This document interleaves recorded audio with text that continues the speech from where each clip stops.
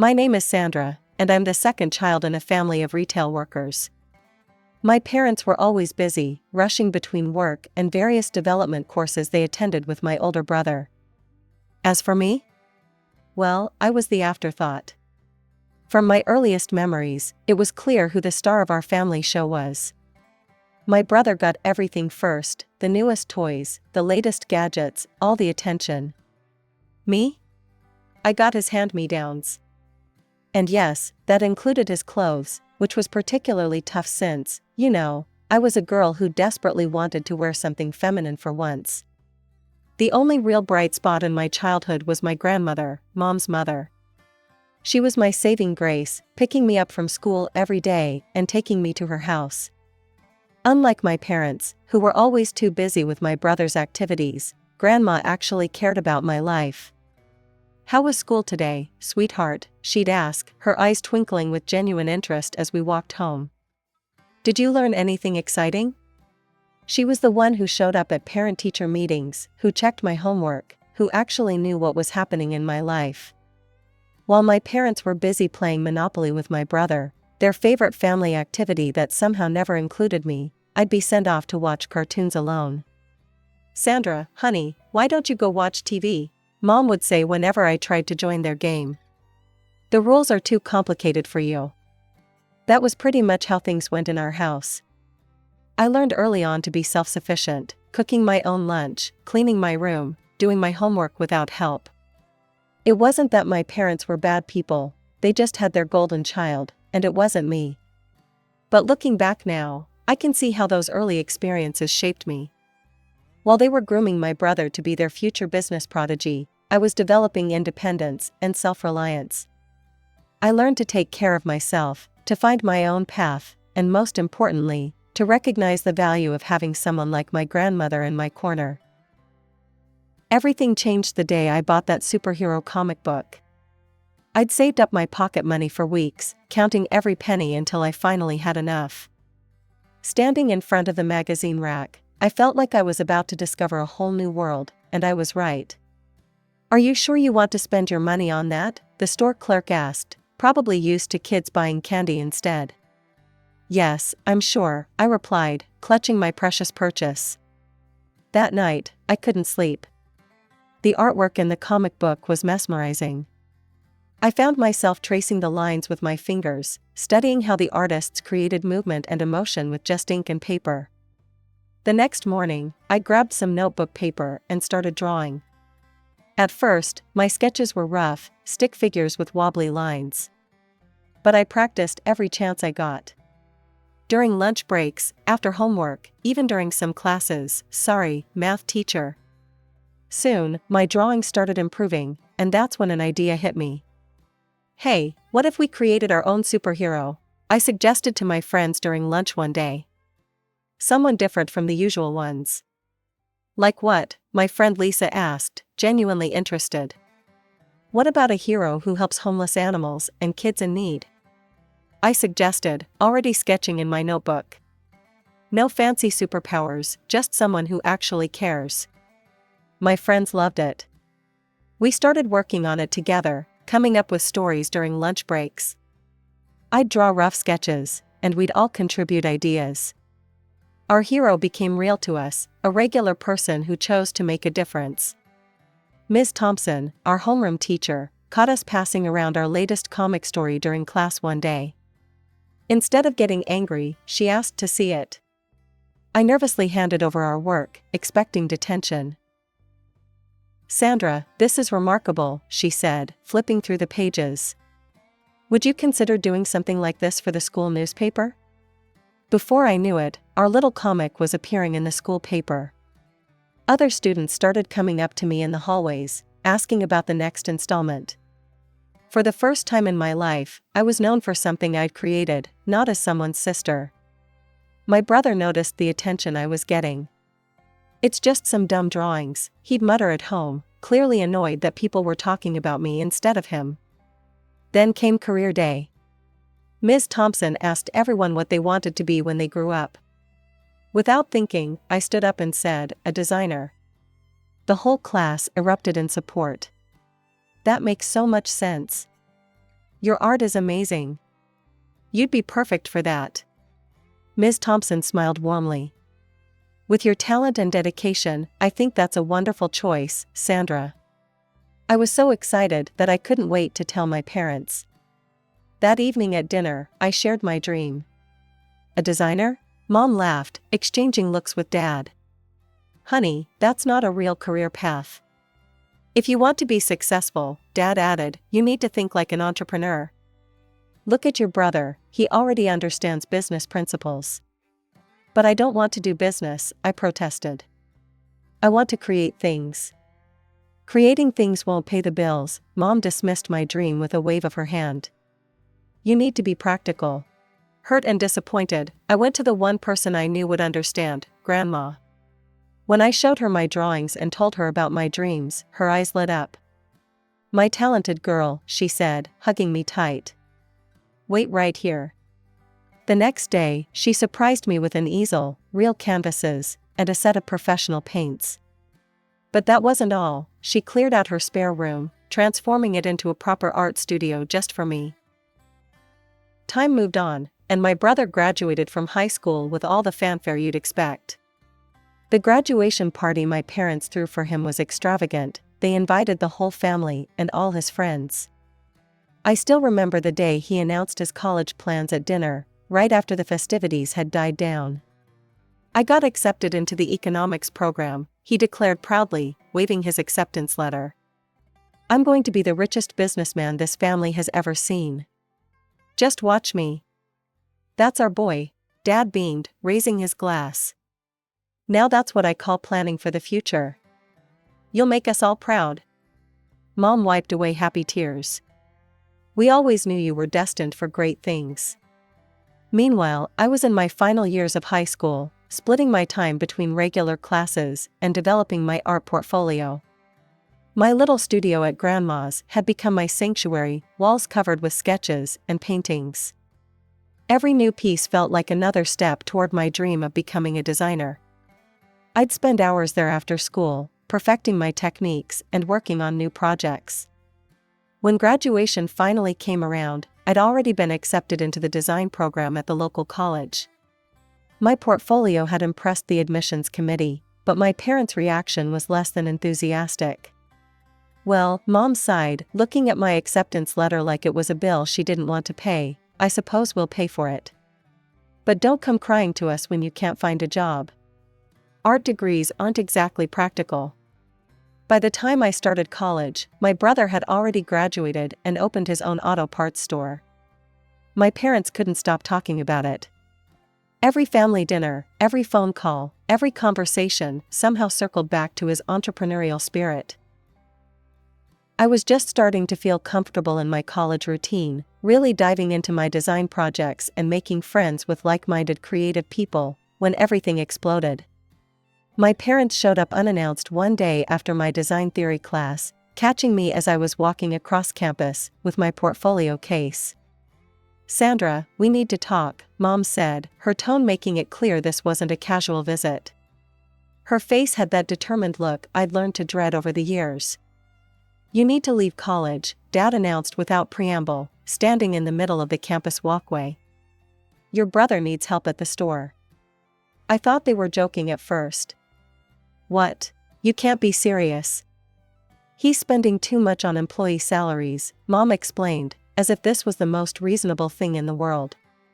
As his sister, you can work for free. It's the least you can do for family. We've always taught you the importance of family.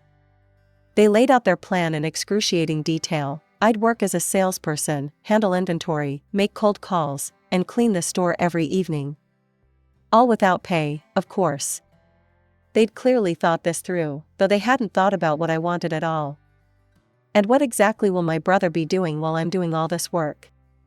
I asked, my voice shaking with anger. I could feel my hands cramping around my portfolio case, my knuckles turning white from the grip. Mom's expression brightened, as if she was explaining something wonderful to a particularly slow child. He'll be managing the store, of course. He has a business degree, Sandra. He's qualified to run things. Your brother has studied for this. I took a deep breath, trying to keep my voice steady despite the rage building inside me.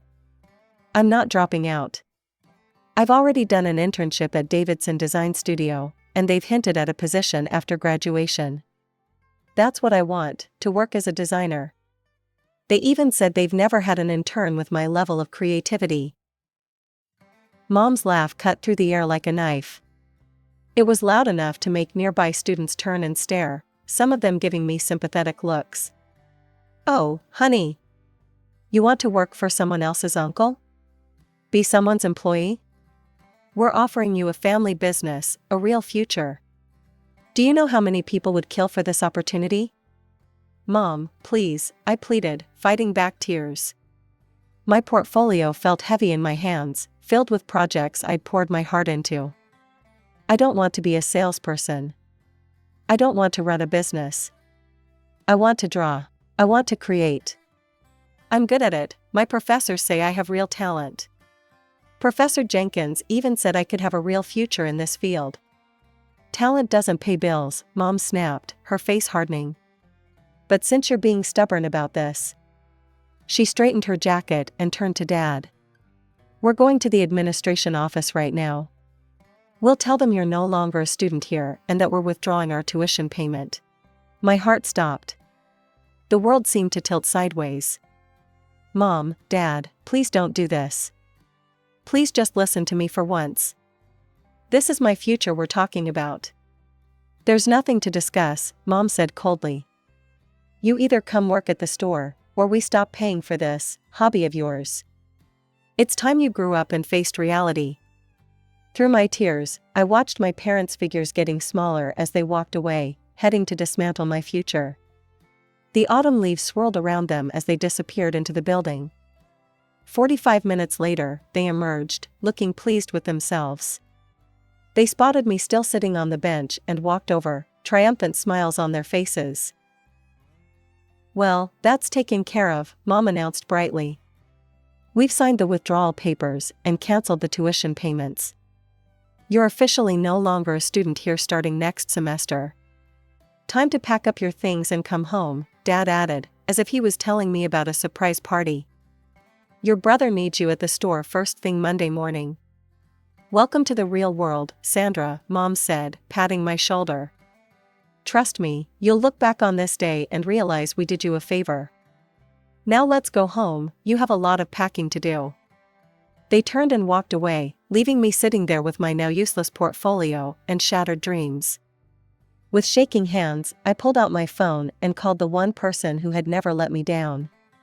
Grandma, I sobbed into the phone. They're making me leave college. They went to the administration and... Slow down, sweetheart, her calm voice came through. Tell me everything.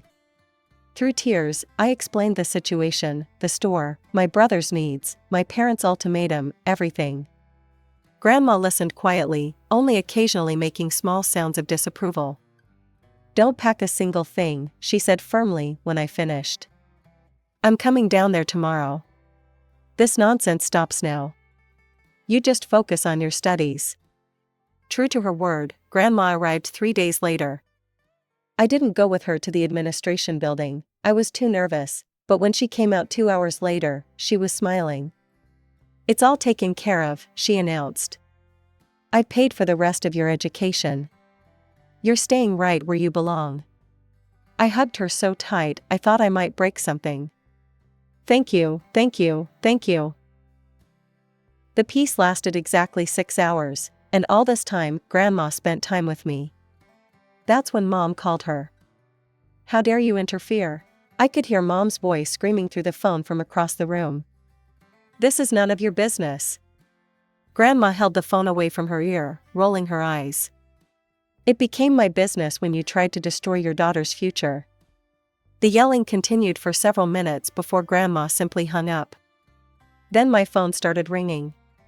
If you don't come to your senses right now, Mom's voice was ice cold, you can consider yourself disinherited. Is that what you want? To throw away your family for some art classes? I took a deep breath, my hand steady for the first time in days. I'm staying in college, Mom. I'm sorry, but I have to follow my own path. Then you're no daughter of mine." The line went dead. An hour later, I saw the Facebook post, heartbroken. "Our own daughter has abandoned her family in our time of need. She's chosen selfish pursuits over family loyalty. Please pray for us during this difficult time." The comments section exploded. Aunt Sarah wrote, "I always knew she was an ungrateful child." Uncle Jim countered with, "Let the girl follow her dreams." Cousin Rachel chimed in about family obligations, while my high school friend Emma defended my right to choose my own path. I sat on my bed, reading comment after comment, feeling sick to my stomach. Grandma found me there, still scrolling through the reactions. "Stop reading that garbage," she said firmly, taking my phone away. "You know what?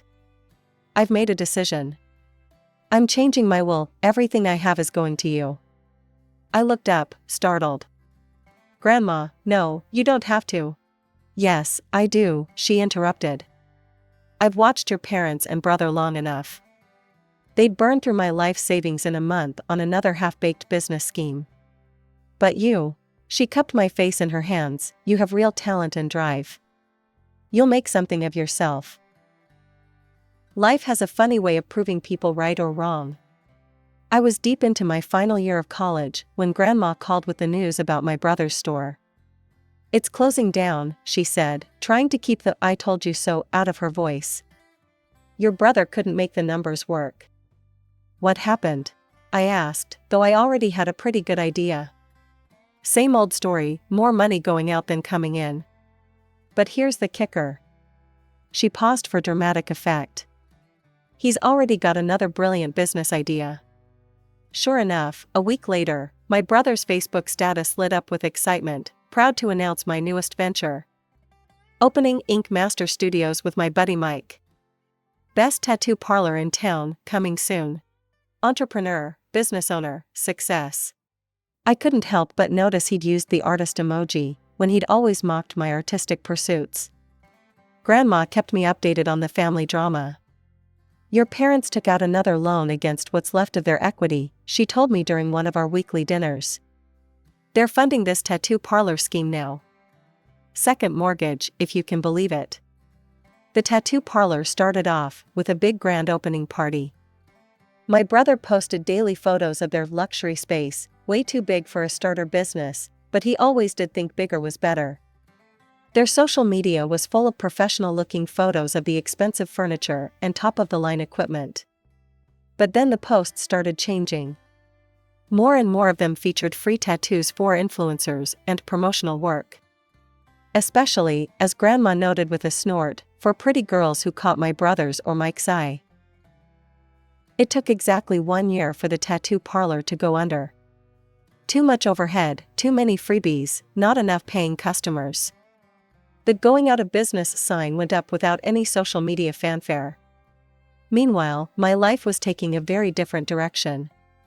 I graduated with honors, my final portfolio stronger than I could have imagined when I first started college. The day after graduation, I got the call I'd been hoping for.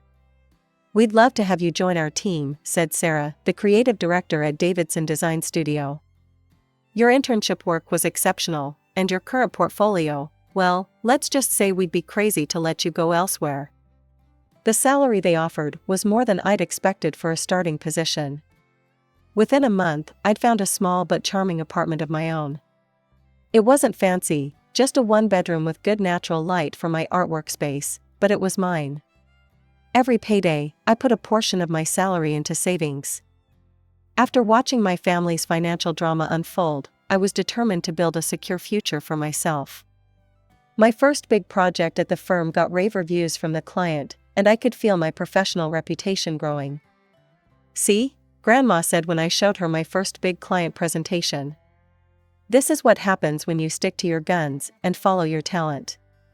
The house of cards my parents had built finally came crashing down. 2 business loans, both secured against their house, became impossible to pay when my brother's ventures failed.